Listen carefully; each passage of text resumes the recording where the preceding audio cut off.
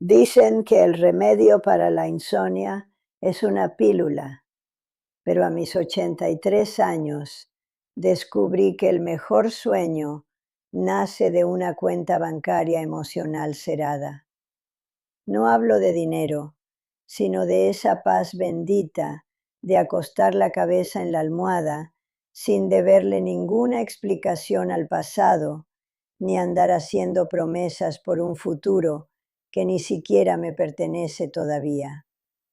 Si tienes el valor de sentarte un momento conmigo y escuchar estas verdades que pocos se atreven a decir, deja tu like y suscríbete. Aquí siempre hay un lugar para ti, un rincón de calma en este mundo que corre sin saber a dónde va, mientras yo prefiero caminar despacio. La noche ya no es mi enemiga, es el confesionario privado donde ajusto cuentas con mi propia alma antes de cerrar los ojos y entregarme al descanso más profundo que he conocido. Me llamo María y he aprendido que dormir bien es un acto de rebeldía en un mundo que nos quiere siempre angustiados por los demás. A mi edad, la penumbra de mi cuarto ya no me resulta asustadora. Al contrario, me abraza como un rebozo viejo y conocido que me protege del ruido de afuera.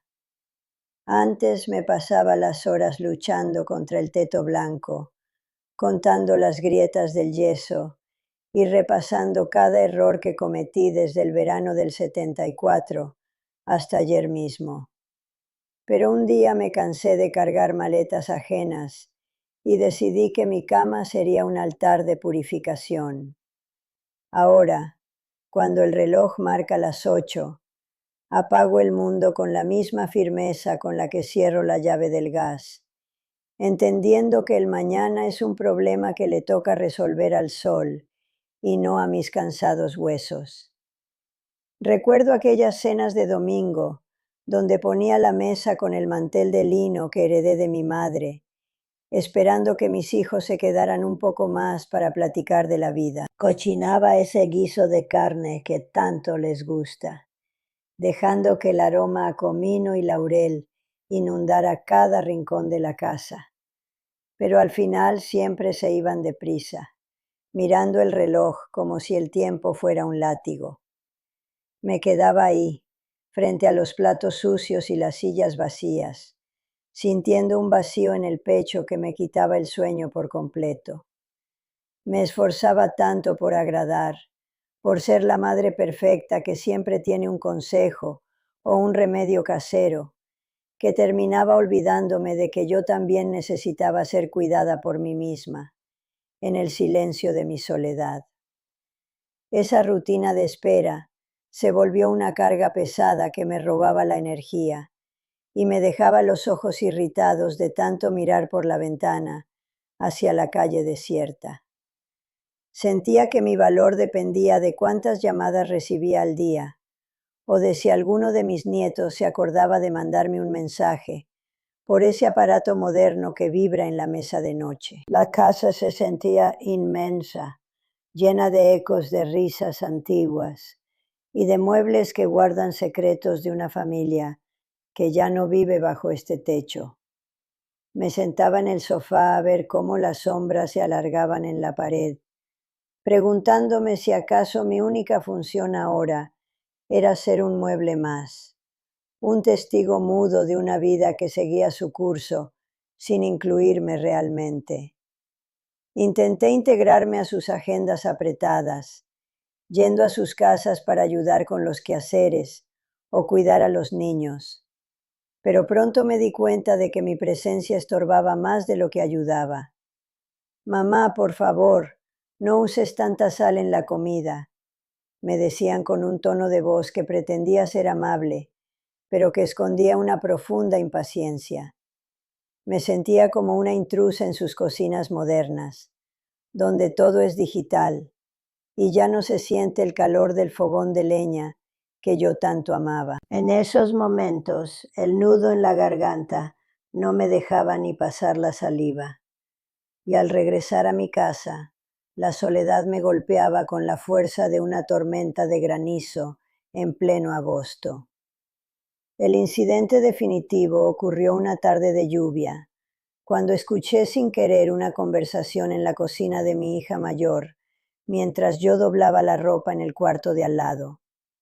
Decían que ya no sabían qué hacer conmigo, que si tal vez un asilo con jardín y enfermeras sería lo mejor para que yo no estuviera tan sola y ellos pudieran trabajar tranquilos. Esas palabras me dolieron más que cualquier caída, porque me di cuenta de que me veían como un estorbo, como una carga que se pasan de mano en mano, como una brasa caliente. Sentí que mi autonomía se desvanecía y que mi hogar, el único lugar donde todavía mandaba yo, estaba a punto de ser reemplazado por una habitación con paredes de hospital. Esa noche no pude pegar el ojo, imaginando mi vida reducida a una pequeña maleta y a horarios impuestos por extraños que no saben cómo me gusta el café por las mañanas. Me vi rodeada de gente desconocida, todos sentados en sillas de ruedas, esperando a que pasara el tiempo, perdiendo la esencia de quien soy, entre medicamentos y rutinas grises. La idea de vivir en una jaula cómoda, por más que tuviera sábanas limpias y comida caliente, me revolvía el estómago y me hacía sentir una desesperación que nunca antes había experimentado. Fue en ese fondo del pozo donde comprendí que mi dignidad no estaba a la venta, ni dependía de la comodidad de mis seres queridos.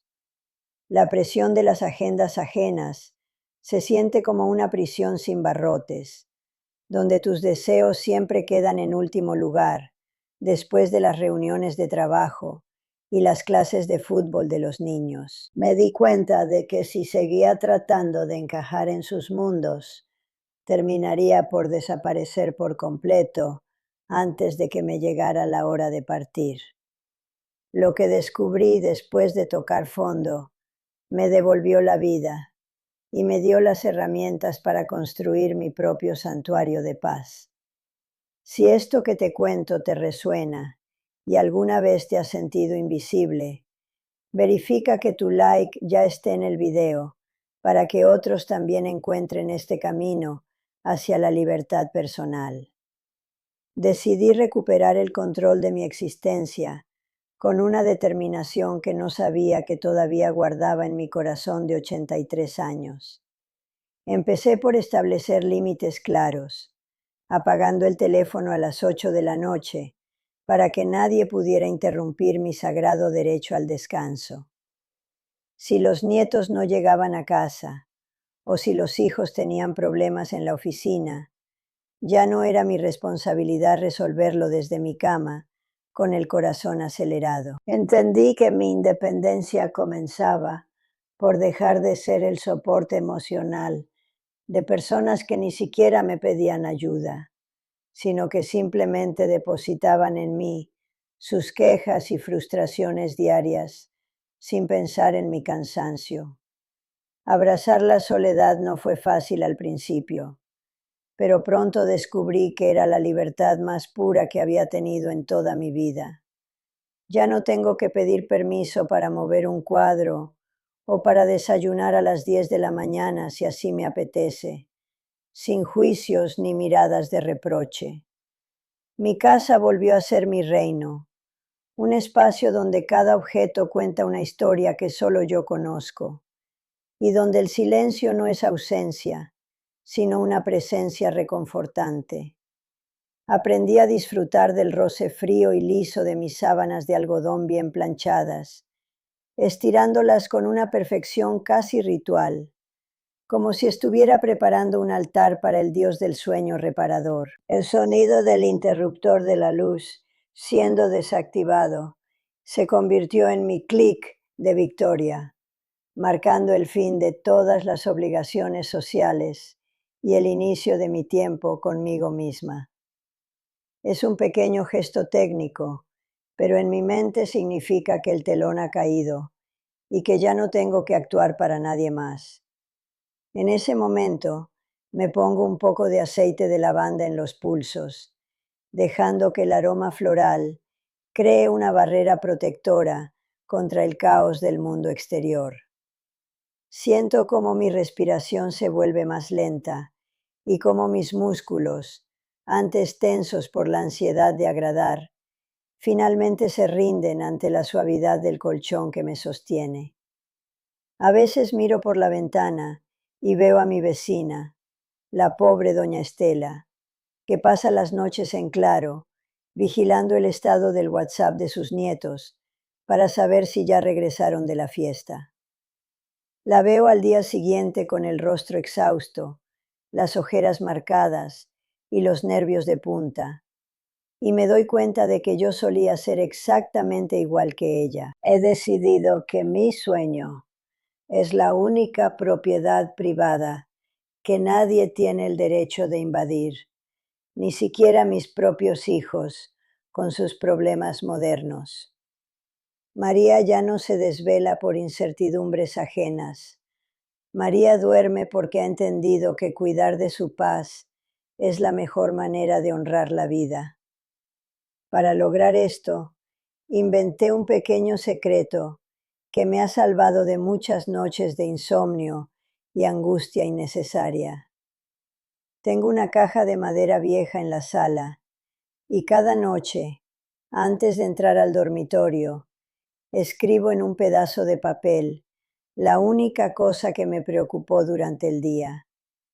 Lo doblo con cuidado, lo meto en la caja y cierro la tapa con firmeza, visualizando que ese problema se queda ahí guardado, fuera de mi santuario de descanso.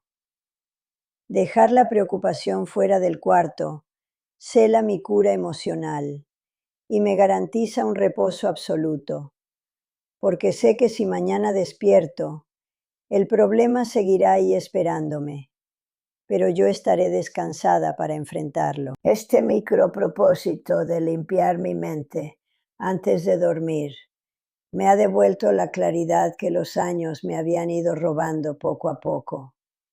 Ya no me peleo con el pasado, ni intento corregir conversaciones que ocurrieron hace décadas en mi imaginación. Simplemente acepto que hice lo que pude con lo que sabía en ese momento y me doy el perdón que nadie más me va a dar. La paz no es algo que te regalan los demás cuando finalmente te respetan. Es algo que tú misma te otorgas cuando decides que ya no tienes nada que demostrar a este mundo que valora tanto la prisa y tampoco la sabiduría. He comenzado a reconstruir mi propia utilidad desde las cosas pequeñas, como cuidar mis macetas de geranios o leer ese libro que dejé a medias hace 20 años. Ya no espero que alguien me necesite para sentirme viva, porque yo misma me necesito para estar bien y disfrutar de cada rayo de sol que entra por la cocina. ¿Crees que el amor debe ser una presión constante de cuidados mutuos o una elección libre de dos personas que se respetan sus espacios? Cuéntame tu historia en los comentarios. Te leo con atención porque sé que allá afuera hay muchas mujeres como yo, buscando recuperar su propia voz entre tanto ruido familiar. Mis días ahora tienen un ritmo diferente, uno que yo misma marco con el sonido de mis pasos sobre el piso de madera. No necesito grandes lujos ni viajes exóticos para sentirme plena. Me basta con el sabor de un buen té de canela y la satisfacción de saber que mi voluntad sigue siendo mía. He aprendido que la vejez no es una enfermedad que hay que ocultar, sino una etapa de cosecha, donde uno decide qué frutos quiere disfrutar y cuáles prefiere dejar que se marchiten solos. La verdadera fuerza de una mujer de mi edad no está en cuánto puede seguir cargando, sino en cuánto tiene el valor de soltar. Cada mañana, cuando abro las cortinas y veo que el mundo sigue girando, me doy las gracias por haber tenido la disciplina de dormir bien. El descanso me da la paciencia necesaria para tratar a mis hijos con cariño, pero sin dependencia, permitiéndoles vivir sus vidas mientras yo habito la mía con total plenitud. Ya no soy la madre que reclama atención con quejas de salud, sino la mujer que sonríe porque sabe que su felicidad no es responsabilidad de nadie más que de ella misma. He transformado mi vejez en una obra de arte donde cada arruga es una pincelada de una batalla ganada contra la amargura. La autonomía que he conquistado